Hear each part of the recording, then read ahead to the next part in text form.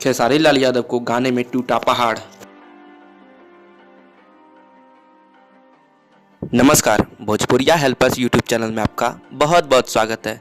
तो आज हम बात करने वाले हैं खेसारी लाल यादव के बारे में। तो खेसारी लाल यादव का एक और नया गाना रिलीज हो गया है, जिस गाने का नाम है डोली में ना बैठिए।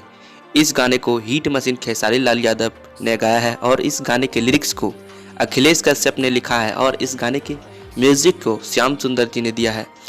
और इस गाने को आदिशक्ति फिल्म के ऑफिशियल यूट्यूब चैनल पे रिलीज कर दिया गया है। यह एक सैड सॉन्ग है जिसमें खेसारी लाल यादव बहुत ही दुख अंदाज में देखने को आपको मिलेंगे। अगर आप गाने को अभी तक नहीं सुने हैं तो आदिशक्ति फिल्म के ऑफिशियल यूट्यूब चैनल पर जाके देख सकते हैं। वीडियो का लिंक डिस्क्रिप्शन में है। आप हमारे चैनल को सब्सक्राइब कर लें क्योंकि यहाँ पे हमेशा खेसारी लाल यादव से रिलेटेड वीडियो देखने को मिलेंगे। धन्यवाद।